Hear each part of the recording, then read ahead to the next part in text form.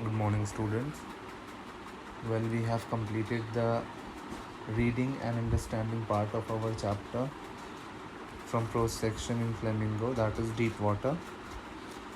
Now let's start the question answers of this chapter. So our first question is, what is the misadventure that William Douglas speaks about?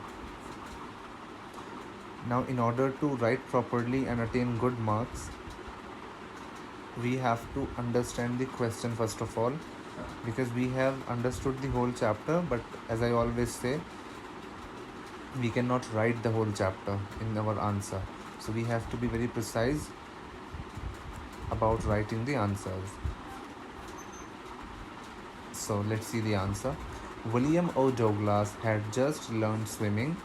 One day, an 18-year-old big bruiser picked him up and tossed him into the 9 feet deep end of the YMCA pool.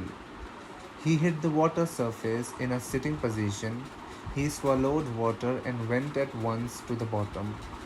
He nearly died in this misadventure. So now what had happened? He was tossed by an elder guy into 9 feet deep water at YMCA pool. He hit the water in sitting position. We have learned this. And in this misadventure, he nearly died because he was having feeling of death. He was actually understanding that what death would be like. Now, our next question is, what were the series of emotions and fears that Douglas experienced when he was thrown into the pool? What plans did he make to come to the surface? Let's see the answer. Douglas was frightened when he was thrown into the pool. However, he was not frightened out of his wits. While sinking down, he made a plan. He would make a big jump when his feet hit the bottom. He would come to the surface like a cork, lie flat on it, and paddle to the edge of the pool. This was his plan of coming out of the water when he will hit the floor, because he was sinking down.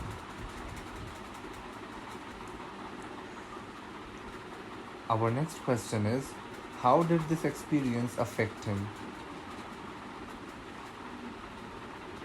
This experience revived his aversion to water. He shook and cried when he lay on his bed. He could not eat that night. For many days, there was a haunting fear in his heart. The slightest exertion upset him, making him wobbly in the knees and sick to his stomach. He never went back to the pool. He feared water and avoided it whenever he could. So, he was afraid of water. We have studied. And how this experience affected him, we have written the answer. And this way we are supposed to write the short answers.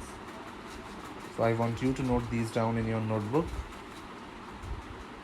Alright, complete these answers and try to learn them.